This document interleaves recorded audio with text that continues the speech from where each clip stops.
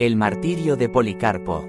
Si bien es poco o nada lo que sabemos acerca del testimonio final de Ignacio, sí tenemos amplios detalles acerca del de su amigo Policarpo, cuando le llegó su hora casi medio siglo más tarde.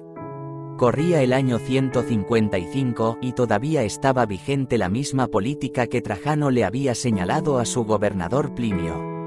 A los cristianos no se les buscaba, pero si alguien les delataba y se negaban entonces a servir a los dioses, era necesario castigarles. Policarpo era todavía obispo de Esmirna cuando un grupo de cristianos fue acusado y condenado por los tribunales. Según nos cuenta quien dice haber sido testigo de los hechos, se les aplicaron los más dolorosos castigos, y ninguno de ellos se quejó de su suerte, pues, descansando en la gracia de Cristo tenían en menos los dolores del mundo.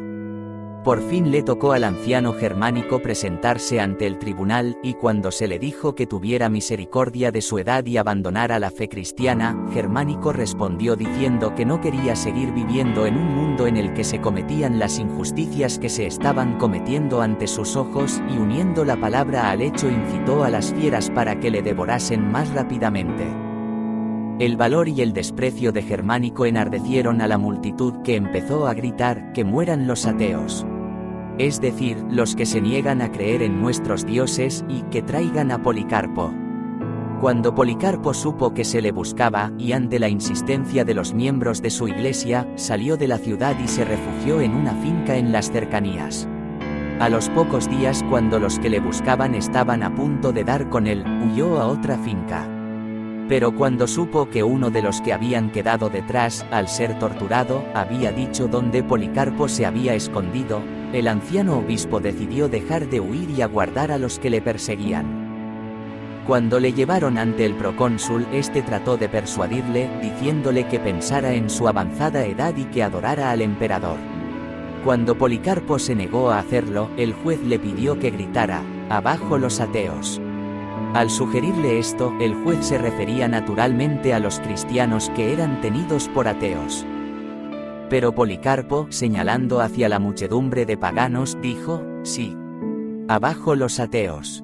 De nuevo el juez insistió, diciéndole que si juraba por el emperador y maldecía a Cristo quedaría libre. Empero Policarpo respondió: «Llevo 86 años sirviéndole, y ningún mal me ha hecho. ¿Cómo he de maldecir a mi rey que me salvó?». Así siguió el diálogo. Cuando el juez le pidió que convenciera a la multitud, Policarpo le respondió que si él quería trataría de persuadirle a él, pero que no consideraba a esa turba apasionada digna de escuchar su defensa. Cuando por fin el juez le amenazó, primero con las fieras y después con ser quemado vivo, Policarpo le contestó que el fuego que el juez podía encender solo duraría un momento, y luego se apagaría, mientras que el castigo eterno nunca se apagaría. Ante la firmeza del anciano, el juez ordenó que Policarpo fuera quemado vivo, y todo el populacho salió a buscar ramas para preparar la hoguera. Atado ya en medio de la hoguera, y cuando estaban a punto de encender el fuego, Policarpo elevó la mirada al cielo y oró en voz alta: «Señor Dios soberano, te doy gracias porque me has tenido por digno de este momento, para que, junto a tus mártires, yo pueda tener parte en el cáliz de Cristo.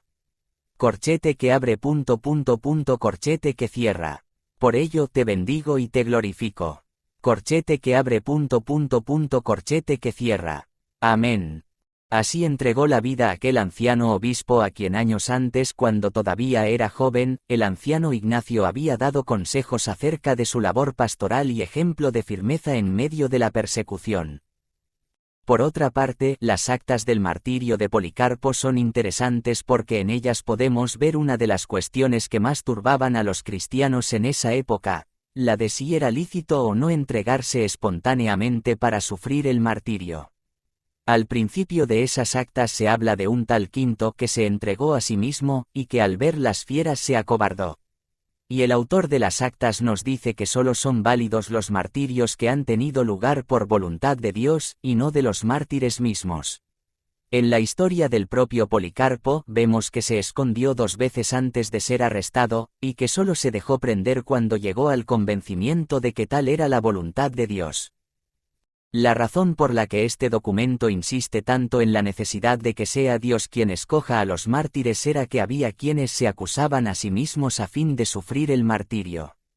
Tales personas, a quienes se llamaba espontáneos, eran a veces gentes de mente desequilibrada que no tenían la firmeza necesaria para resistir las pruebas que venían sobre ellos, y que por lo tanto acababan por acobardarse y renunciar de su fe en el momento supremo.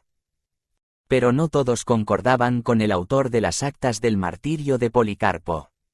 A través de todo el período de las persecuciones siempre hubo mártires espontáneos y cuando sus martirios fueron consumados, siempre hubo también quien les venerara. Esto puede verse en otro documento de la misma época, la Apología de Justino Mártir, donde se nos cuenta que en el juicio de un cristiano se presentaron otros 2 a defenderle, y la consecuencia fue que los 3 murieron como mártires. Al narrar esta historia, Justino no ofrece la menor indicación de que el martirio de los 2 espontáneos no sea tan válido como el del cristiano que fue acusado ante los tribunales.